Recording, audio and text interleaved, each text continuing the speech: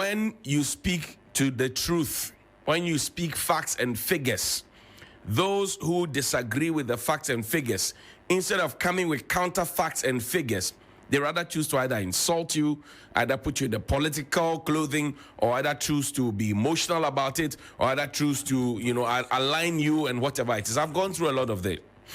In throwing back, I'll show you something that happened in 2018. Please put up that Facebook reminder for me. 2018. In 2018, this was 3 years ago, before 2018, right?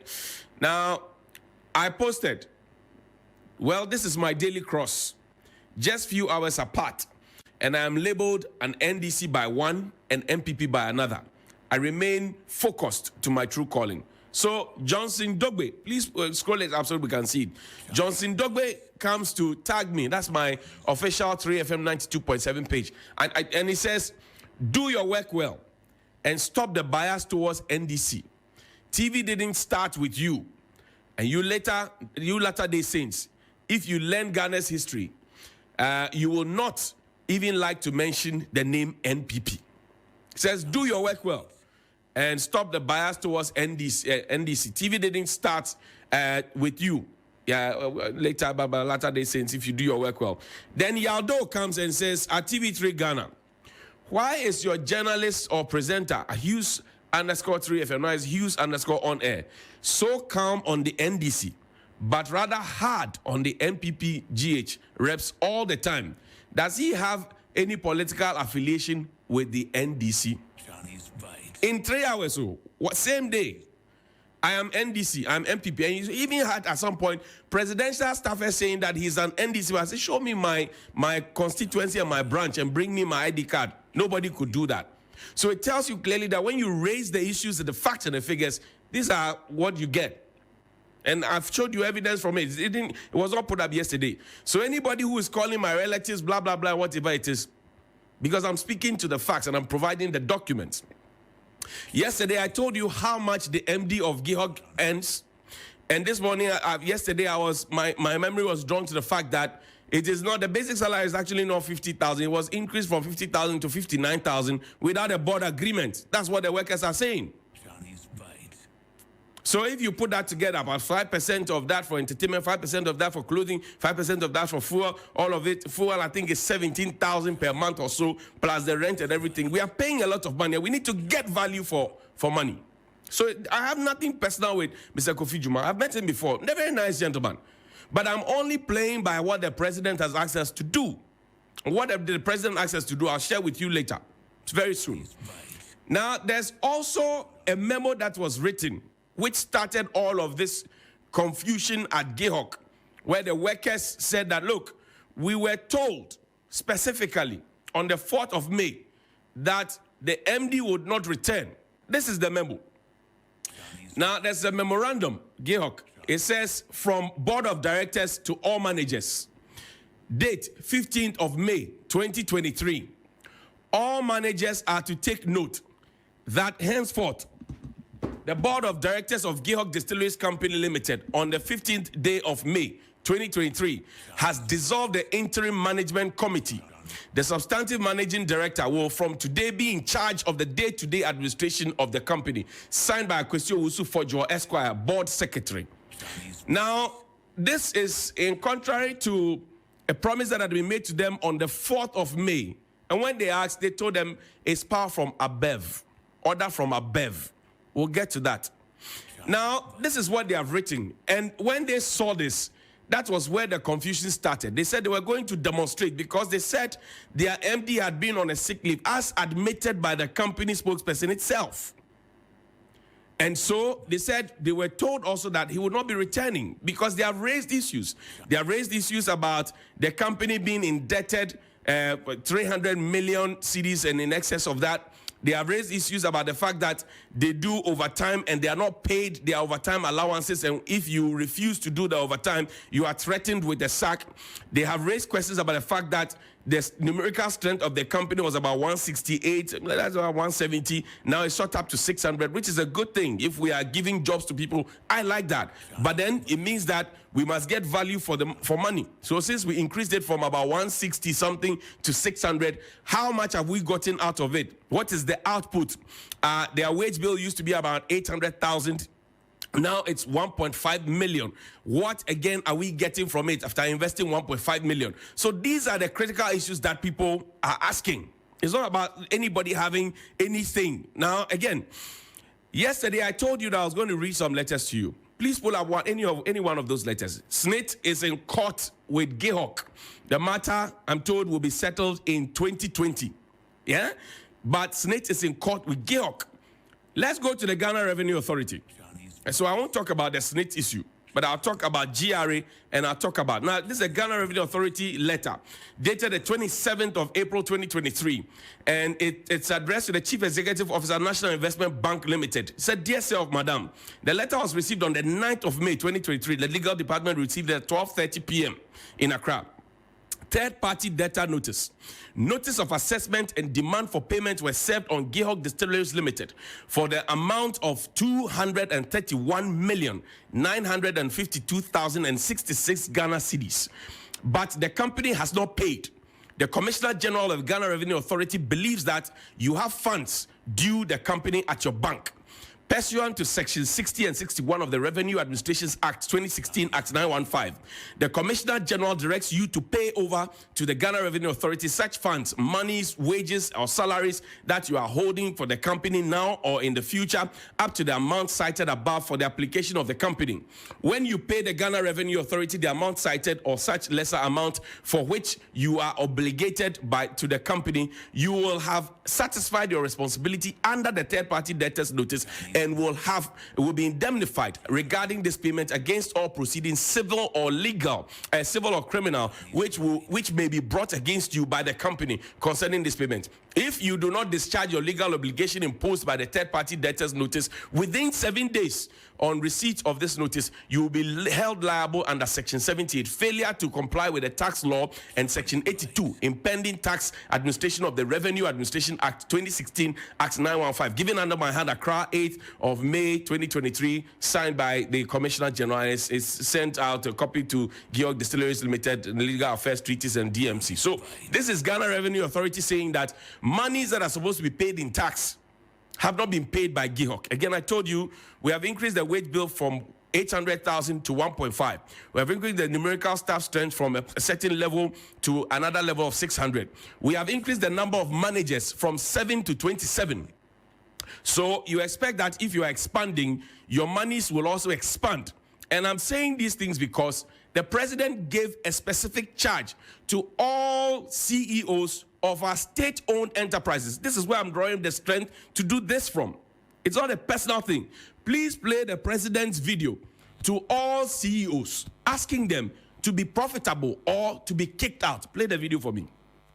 Government has initiated various policy reforms and interventions to achieve the key objectives of fostering coherence in the supervision and oversight of SOEs, addressing key constraints hampering their performance. These policy reform and enhancement measures, as set out in the 2017 State Ownership Report, have been grouped into the following thematic areas. 1. Streamlining government oversight of the SOE sector. 2. Piloting corporate governance improvements. 3. Government on-lending policy. 4. Credit risk assessment for SOEs. And 5. Rationalizing compensation and salary disparities. The task is therefore for you to operate profitably and efficiently, and by so doing, expand your scope of operations so that you can employ more people. This was the president's charge, and that's where I'm drawing my strength from. So again, is the president being partisan? Because the president is an in-law of the MD. I am told that the chief of staff is also a relative of the MD of GIHOC. I don't care. I'm only asking the questions the employees of GIHOC are asking, and I'm also playing back the president's video for you to know that this is not politically motivated. The president said it in July of 2022. We are in May of 2023. What is the story? Now, let's go to the insurance company, because there's a tier 3 contribution that has also not been fulfilled. I showed you the tax obligation. I showed you that SNIT are in court. And when SNIT takes you to court, it means that you are not paying. I don't want to get into the details. This is from Metropolitan Pensions Trust Ghana, 14th of March 2023. The Chief Executive Officer, GIHOC Distilleries Company, Accra, DSA, payment of defaulting tier 3 contribution. We wish to draw your attention to a default in the payment of a third-tier pension contribution for the employees of GIHOC Distilleries Company Limited. The defaulting period is January 2022 to date. The defaulting period is January 2022 to date. It means that the deductions have been made, but the payments have not been made since January 2022 to date. We request that the total outstanding be paid as soon as possible into the GIHOC Distilleries Company third-tier account with Stanbic Bank to avoid payment of more surcharges of 3% each month of default as stipulated by law, and further involvement of the regulator MPRA. The monthly schedules for the defaulting period should be sent to the following email addresses. And I had to black out the email addresses because before you know, somebody has picked it and written an email and said, oh, we started it. So I had to black it out. We thank you for your cooperation. Yours faithfully, signed by Josephine Amate Von D, Compliance and Portfolio Supervisor, Metropolitan Pensions Trust, Ghana Limited. Now, people make these contributions because they want their future to be secured. You remember the NCCE matter where tier 3 had matured and they had not been paid? Remember that matter? Fidelity, Chapel Hill, and the Old Mutual. You remember that matter? A similar thing is turning out here, where people have contributed, the deductions have been made, but the monies have not been paid. This is the insurance company speaking. And people are walking around at GIHOC thinking that their deductions have been made and have been paid in them. You understand what I'm talking about? So these are the critical questions that we are asking. What level of profitability has GIHOC had within the short period? Now, play for me a video where there was a staff deba on the 4th of May. That's where the workers are basing their demonstration on. Because the Deputy Minister for Trade, Deputy Minister for Trade, Mr. Otribefi, my good friend, was there. He was there with the top executive, the IMC at the time. They were there. The workers presented a petition to them. And then they told the workers that the MD, was not going to return. Suddenly, I'm told that the ministry and the ministers of Trade and Industry are suggesting that, well, this is order from above. Now, who is that above? And what is the interest of the above?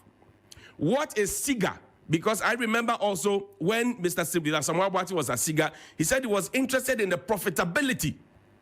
We have a whole ministry for public enterprises, right? They should be interested in looking at this. And I'll be going to the state institutions one after the other, because some of them are declaring profits, some of them are not declaring at all. I mean, how is it that GIHOC that used to declare profit, GIHOC that used to win award for paying taxes, is now being chased by GRE, even to the point where their bankers are now being told that, look, if you don't render the monies to us, you also be in trouble. Now, drop me the other document, maybe the final one. The final document that we have there, the video of the minister meeting with the staff of GIHOC. There's a video where the deputy minister met with the staff. Let's play the video. Police, we have a petition for the minister, so we want to find out if we can read out our petition.